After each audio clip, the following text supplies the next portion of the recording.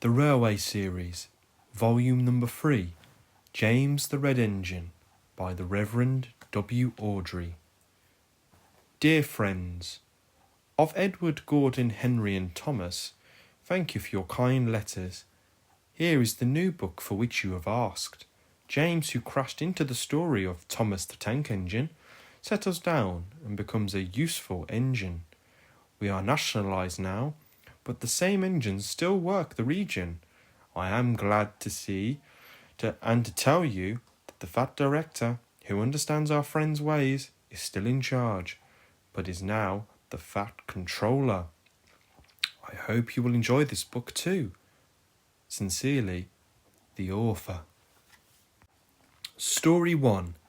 James and the Top Hat. James was a new engine who lived at a station at the other end of the line. He had 2 small wheels in front and 6 driving wheels behind. They weren't as big as Gordon's, and they weren't as small as Thomas's. "You're a special mixed traffic engine," the fat controller told him. "You'll be able to pull coaches or trucks quite easily." But trucks are not an easy thing to manage, and on his first day, they had pushed him down a hill into a field. He had been ill after the accident, but now he had new brakes and a shining coat of red paint. "The red paint will cheer you up after your accident," said the fat controller kindly. "You are to pull coaches today, and Edward should help you." They went together to find the coaches. "Be careful with the coaches, James," said Edward. "They don't like being bumped. Trucks are silly and noisy. They don't need to be bumped and taught to behave. But coaches get cross and will pay you out." They took the coaches to the platform and were both coupled on in front.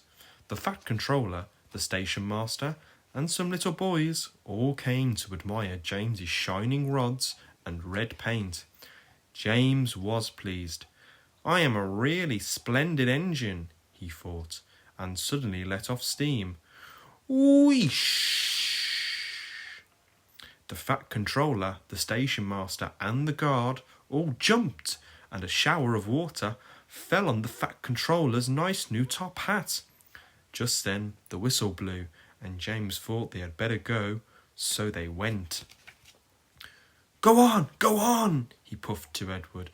Don't push, puffed Edward, for he did not like starting quickly. Don't go so fast, grumbled the coaches.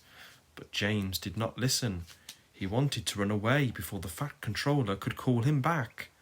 He didn't even want to stop at the first station. Edward tried hard to stop, but the first 2 coaches in front were beyond the platform before they stopped, and they had to go back to let the passengers get out.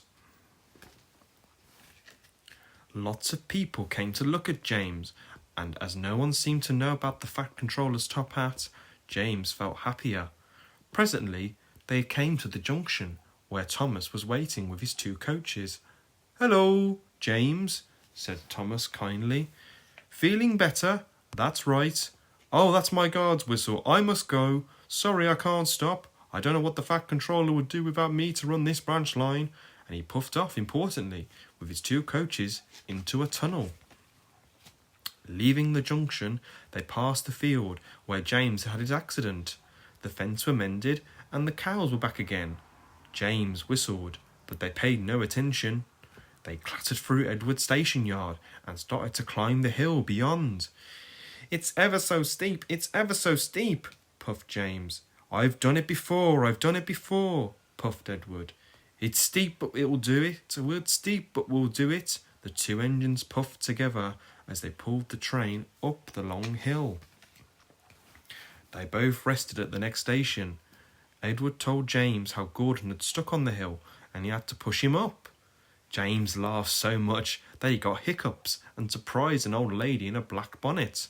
She dropped all her parcels, and 3 porters, the station master, and the guard had to run after her, picking them up. James was quiet in the shed that night.